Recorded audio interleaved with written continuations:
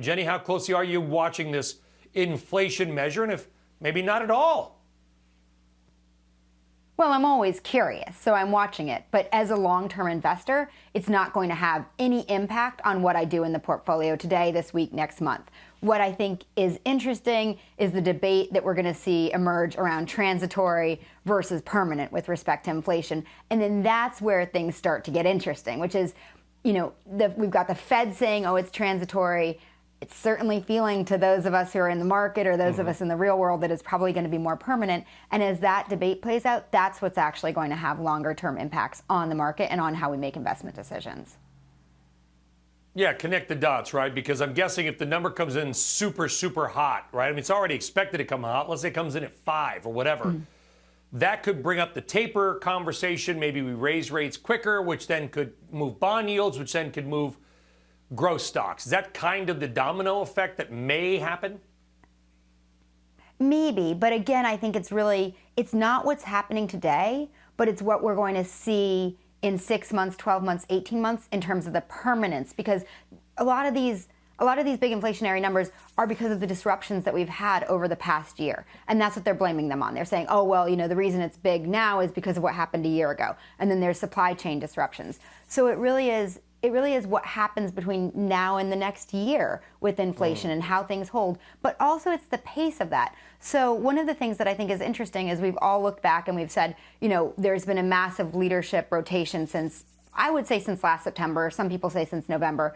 But and a lot of that conversation about the leadership rotation has been around things like the vaccine, like the reopening, like the election. But I would argue that actually it's been about inflation too. And this inflation really did start setting in last fall. And the market did start reacting to that. And so when you think about inflation and what does well in an inflationary environment, you think cyclicals, you think industrials, materials, energy, financials, all of those. And guess what? That's what's done well in the market. What does poorly in a higher inflationary environment, whether it's transitory or permanent, are the big cap tech stocks that have future cash flows that we're depending on. And so when you start to discount those flat cash flows back with a higher interest rate, they're not worth as much today.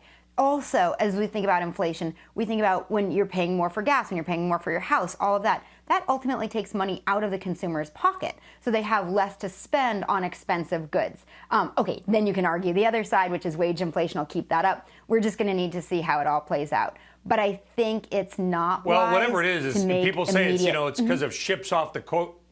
People say it's transitory, ships off the coast of LA. With all due respect, it's happening all over the world. So if it's transitory, it's happening global. And lumber prices are soaring in Europe as well as the United States. So it's not just here. Yeah. That said, Jenny, I posted a picture of a Forbes cover talking about Intel's big turnaround and the new vision at the top. Guess what? The cover was from 1999.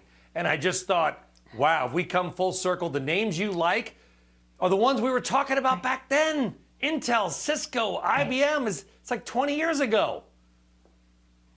Right, and I was actually kind of hoping that for your RBI of the day, you might make people guess what the tech leaders are right now for the year. So, believe it or not, the tech leadership this year, the two hottest names in the S&P tech sector are Seagate and AMAT. That's not what we would have thought would lead last year. Intel's up about 13%, Cisco's up, I think, 19%, IBM's up about 15% on the year. So that's part of this leadership rotation that we've seen. And this is where we're reminded, it's not all about valuation, it's not all about a great story. They need to work together. And these companies still have great stories. Cisco and Intel and IBM and AMAT and Seagate, they're all still vital for our daily lives. And going into this year, their valuations were quite reasonable, if not extremely cheap. So it's neat to see the market gain some rationality and start to reward the companies where there is still growth ahead and they weren't trading at stratospheric valuations. Shepard Smith here. Thanks for watching CNBC on YouTube.